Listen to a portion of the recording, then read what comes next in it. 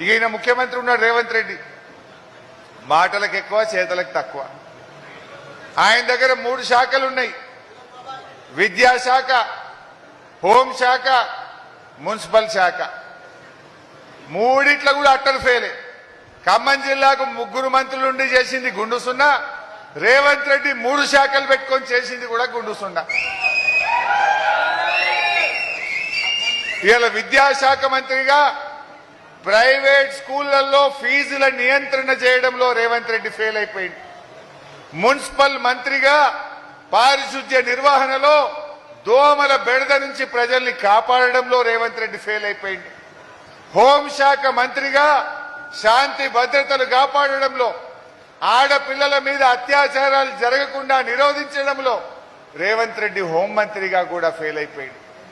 కానీ ఒక్క దాంట్లో పాస్ అయింది. దేంట్లో చెప్తారా? బూతులా? వేలే 3 శాఖల్లో ఫెయిల్ అయిండు, ఇంకొక శాఖ పెట్టుకుంటే బెస్ట్ ఏమో అని. అదేం శాఖ? ఏమంటారే? ఢిల్లీకి సంచులు మోసే శాఖ.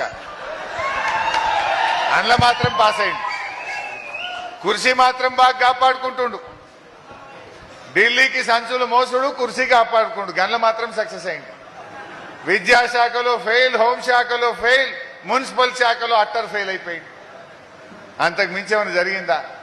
అబద్దాలు మాట్లాడడంలో, ప్రజల్ని మోసం చేయడంలో ఇవాళ ఆయనను మించినోడు లేడు.